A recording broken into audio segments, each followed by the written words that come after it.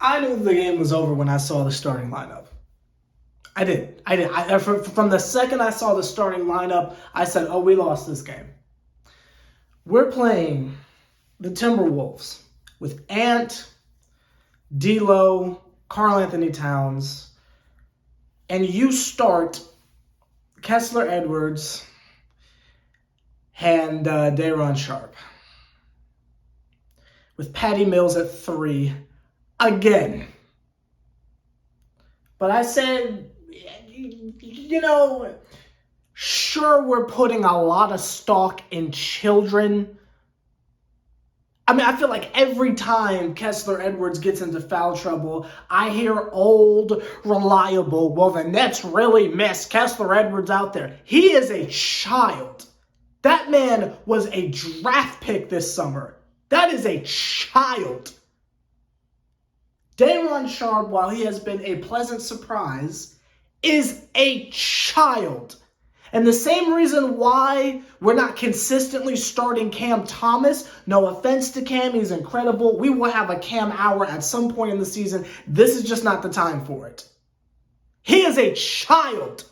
Duke Jr. is a child. We are putting so much expectations on these kids. And let's not forget what we're doing in this season. This is a combination of Band-Aids. Let's not forget where we've gotten. I don't know what world we live in where we just decided that Day'Ron Sharpe is our starting center. I don't know when that started, but let's not forget how we got here. This was Band-Aids. This was Band-Aids to fix issues. When LaMarcus Aldridge, I can't remember if it was the COVID era or if it was him getting hurt. I think it was him getting hurt. Claxton's been hurt. We were running out of options at the center position. Technically, those are only 2 centers. And again, LaMarcus Aldridge is not a center, but he's tall, so we just say, we'll make do. He's taller than Blake, so it is what it is. But we have Day'Ron Sharpe starting because we were out of tall people. So we just went with him and said, okay, cool. That worked for a couple of games because he was just showing out and there's no film on him and nobody knew anything about him. And it's like, okay, cool, it's working. But to have him out there against premier talent, again, if he's messing up Valanciunas, round of applause. Shotty going ham, upgrade from Baloney. No, that's no hands. That's the wrong Flocka song. Round of applause, really. Like, congratulations. You outplayed Valanciunas. That's big, that's huge. But a marquee matchup like Karl Anthony Towns, you can't just rely on that man like that. I know what you're saying. Well, Sever, what else were we going to do? You start LaMarcus Aldridge. He's healthy. He's ready to go. He's been playing fine. Let him go. Oh, but Sever, he fouled out the game. He fouled out the game. Let me tell you why he fouled out the game and what we could have done differently. Now, we just came off of 2 games back-to-back where we have acknowledged if we get him and Blake, and by him I mean LaMarcus Aldridge, if we get these 2 involved in the game, it takes the pressure off of Kyrie and Harden. And not only does it do that, but have we forgotten our plan to stop Joel Embiid? If you put LaMarcus Aldridge out there, Embiid has to guard LaMarcus in the post. So he's going to be exhausted. He's going to be tired. He might not have as much energy on the offensive end. And that is what you do against a Karl Anthony Towns. Give the ball to LaMarcus down low. Let him bully that man for 45 minutes. And we'll see how active he is on the offensive end. But we didn't do that. We went right back to all LaMarcus can do is mid-range. The little pick and pop shenanigans, little mid-range shot. And tonight it wasn't falling. And as far as the fouls and why he fouled out, those switches are just very unkind to poor LaMarcus Aldridge. Not like he was getting any help out there defensively, but that's neither here nor there. The switches weren't very kind. He had some very silly fouls. I'm not going to excuse the fact that he fouled out, but just talking about just the starting, just to get the tone of the game set properly in a way to slow down Mr. Karl Anthony Towns. Now, I've been hearing some things saying that he was shut down. And by he, I'm talking about Karl Anthony Towns. I didn't see that at all. Now, Cat's got some under the table stuff with the refs. I'm clearly convinced, because the amount of offensive fouls he got away with on both LaMarcus and Day'Ron Sharpe was disgusting how he was getting away with it. And that's from quarter 1 to 4. So LaMarcus fouls out the game, right? Because those switches were rough. He just had a bad game on defense. It is what it is. I'm not going to defend that. Blake Griffin, I think, had 9 is too nice. I think he had 5 minutes of actual gameplay, which he played fine. He played perfectly fine. I don't know why he was ripped out of there, but that's not here nor there. Talk to your coach, Steve Nash. But this man, Steve Nash, after LaMarcus fouls out of the game, we put Day'Ron Sharpe back in there for about 30 seconds. Then he gets pulled out for James Johnson to come into the game. Now, before we talk about how that worked out for us, let's just go over the sins of Steve Nash again before we got to this point. This man is still starting Patty Mills at 3, knowing you got Anthony Edwards coming down the lane. Knowing Kyrie ain't going to do nothing but jump in the passing lane every now and again. Knowing Harden ain't going to do nothing but attempt to play in the post. And I don't think D'Angelo Russell's posting anyone up.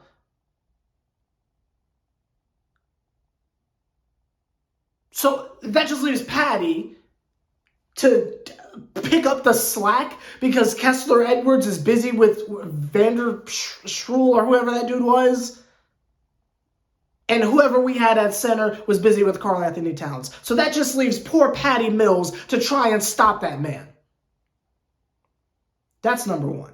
Number 2, having Day'Ron Sharpe out there starting against Karl Anthony Towns, I don't think that was very wise. That's just me personally, but cool. So that's 2. So let's fast forward over to when LaMarcus Aldridge fouls out. Again, just reiterating the story so I can take you down memory lane. You got Day'Ron Sharpe out there. Day'Ron Sharpe's out there for about 30 seconds. He gets pulled for whatever reason. And Steve Nash puts in James Johnson. Karl Anthony Towns proceeds to go on a 13-point scoring spree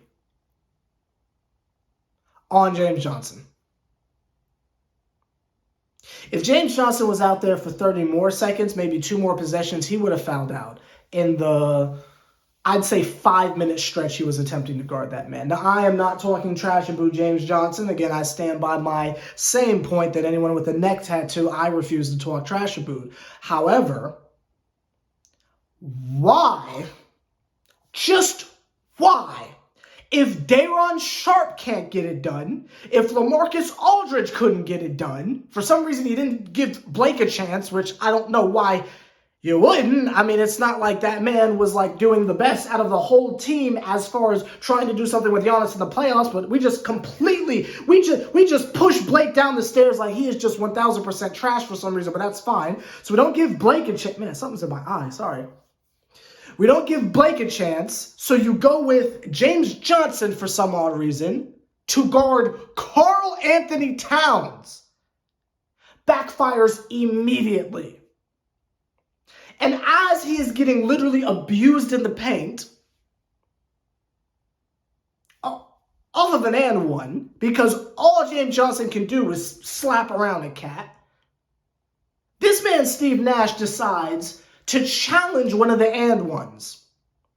Was it for a legitimate reason? No, absolutely not. It was an unsuccessful challenge. But he did it to try and show, no, I'm with my players. I am. I'm a player's coach. I'm with the players. I see they're going through some stuff. Don't worry. I'm here with you. What is in my eye? Jesus Christ. Trying to show that he's with the players. That whole thing of like if a coach gets a technical, it shows the players that you are indeed down with them in the trenches as well. The old Thibodeau bait and switch, if you will. But it was an unsuccessful call.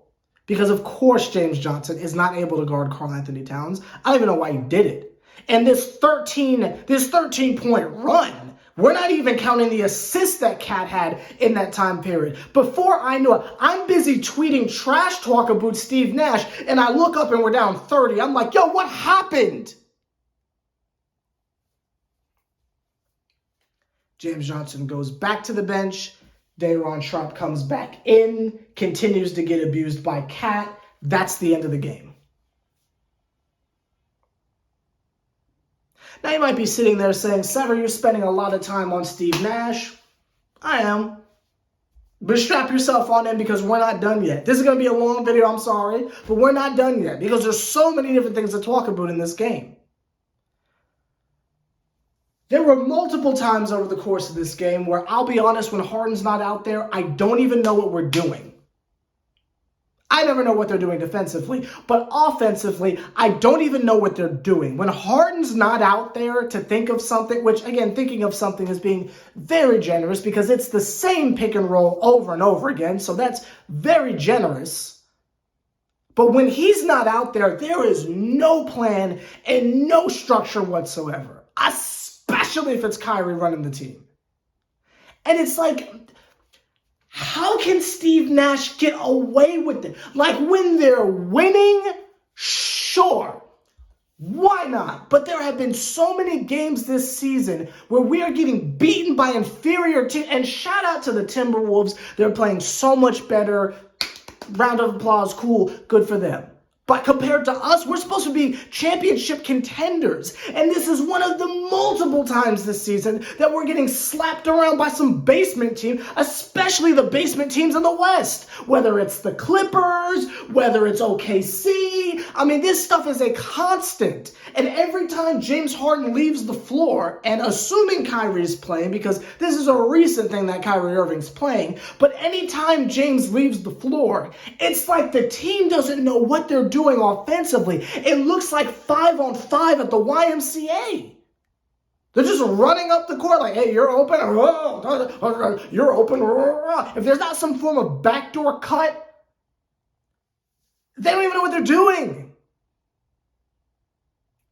Now, I'm not captain, oh, let's run the horn screen. Like, I don't know any of that stuff. I'm not a coach. But just look at how, go back if you can and watch this game. Look at how Minnesota is going to set up their offense, and look at how the Nets set up their offense. Now, the only time I've ever been like 1,000% aware of how a team is running something is the triangle offense. I don't want to go over my history with the triangle offense, but I was at the point where I pretty much got that joint down, like at least the first 3 options worth. So I'm aware of when I'm looking at some form of a plan offensively.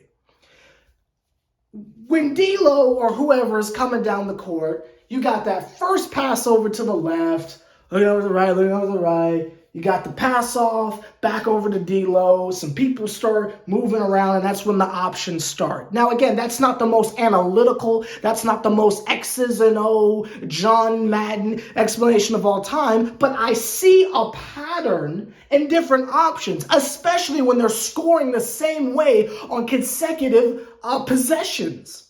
Whereas you look at the Nets, and it's just Kyrie dribbles down the court at full speed. If there's 50 people in the paint, he'll say, well, I can't take 50. 20 I can take them, but I can't take 50.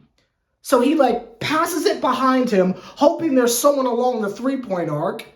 Then they just swing the ball around until someone's open, shot clock's going down, no one's in the post, throw it to Patty, see what happens. That's not a play. That is YMCA Rec League upward basketball. That is Boy Scouts basketball. And I just don't understand how the coach of a team is allowed to get away with watching the game like this. How can I be sitting the same way on my couch that he is on the bench and he's getting away with it? That third quarter was painful to watch. I mean, they couldn't score for nothing. And it's like, isn't the point of professional basketball to get open looks for people and stuff?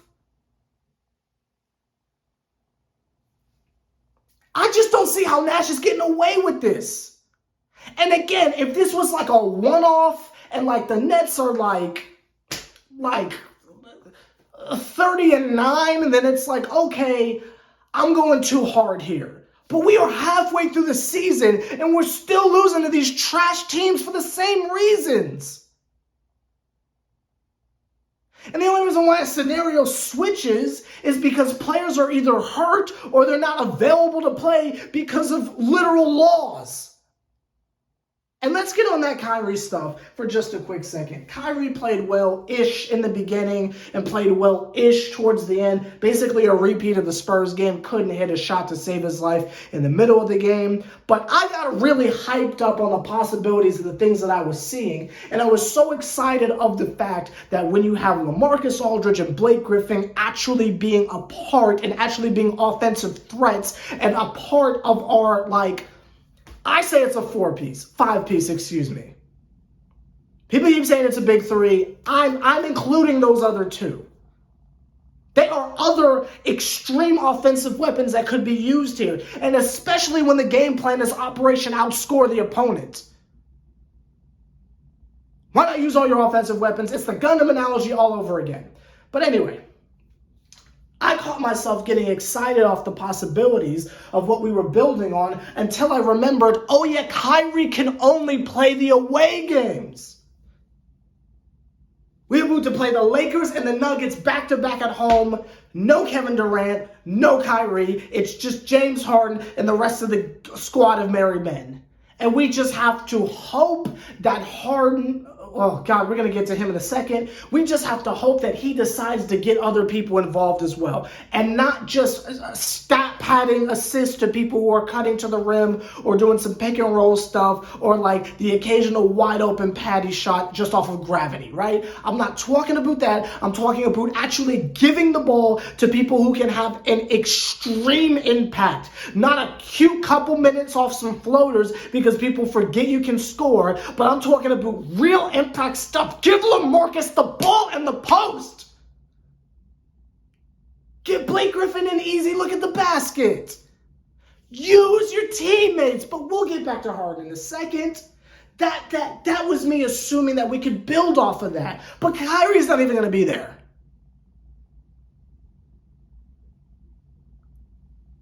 So it's like every time something positive happens, we try to build off stuff, and we start playing the Migos song like, oh, your homie's in trouble. Your homie's in trouble. We immediately backtrack to, oh yeah, and Kyrie can't play the next 2 games. So we go right back to square one of, well, Harden's got to be LeBron, I guess.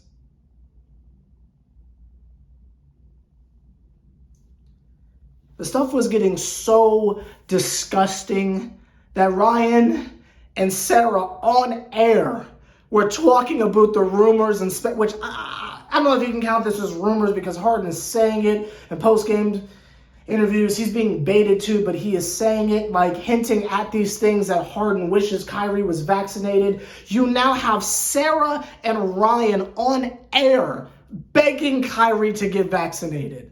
Like, now they're dropping their hints of, well, I guess it would be kind of cool if he was available. Like, dog, I keep forgetting how down bad we are. Because game to game, that's like I'm reminded of all the other nastiness we have to deal with.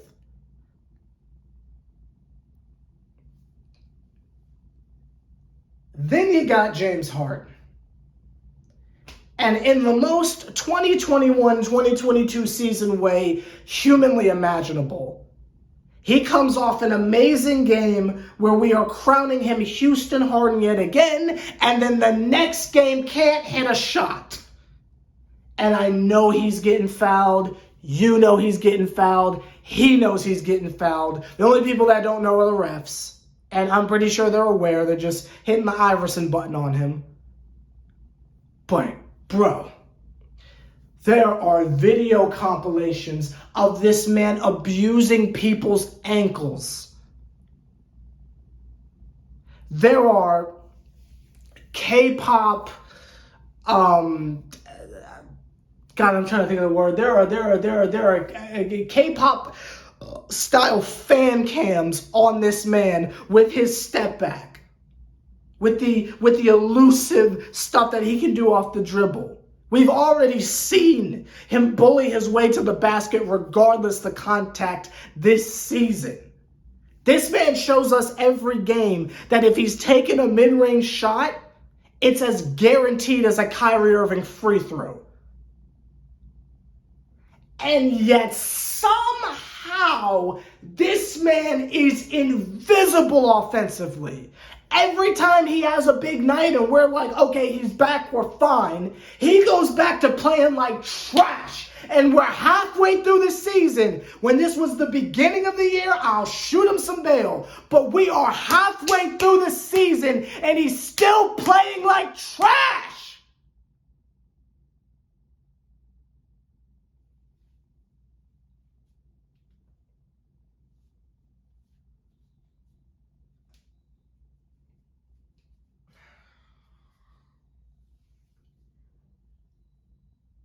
I have said for I'm thinking 40 plus videos now, something has got to change. I've listed it a million times. You'll have to forgive me if I don't feel like doing it again this video. Well, I guess I have to for the people who don't know. You gotta get a center. We saw again tonight why it is imperative that at some point we get a real center. You either got to find a way to solve this Kyrie thing or trade him for someone who can play every night. Harden has got to snap out of whatever he's going through.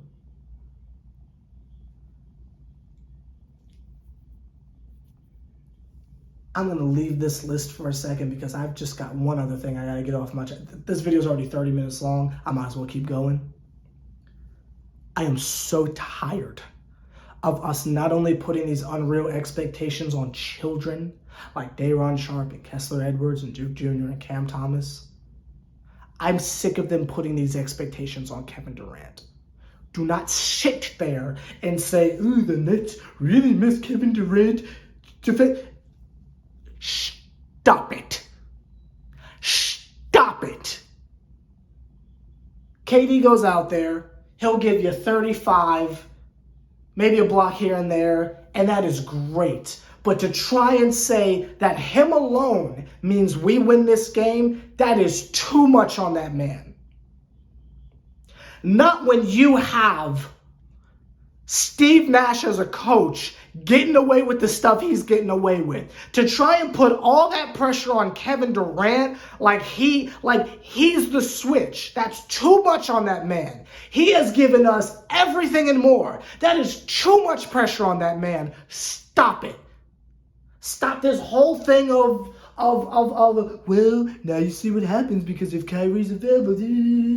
During this road trip, what was the record? Was Kyrie not there every game in the road trip? Stop it. This team is constructed for the big three, and it would be dope if others would be allowed to be involved offensively so we can truly implement Operation Outscore the Opponent, because that is what the team is based on. And if you want to play some defense, if you want to have a defensive identity, go get defensive pieces and a center. Don't dust off veterans and kick them out there off 5 games of not playing and say, all right, James Johnson, go lock up Karl Anthony Towns. What? And what makes me even sicker, and I really should end this video, I'm sorry, but what makes me even sicker is when I sit there and watch former Nets cook us. I mean, just cook us. When I sit there and watch what D'Angelo Russell is doing and then sit there and watch Harden and Kyrie, and I'm like, God! When you see the stuff that Jared Allen is doing, and it's just like, when you watch Karis LeVert single-handedly take down the Lakers, you're like, bah! I mean, even Torian Prince took us to the cleaners. It's just so frustrating. There's been nothing fun about this season. It's just been so frustrating. Subscribe to Nets Republic. I'll see y'all Tuesday night. I'm so done right now.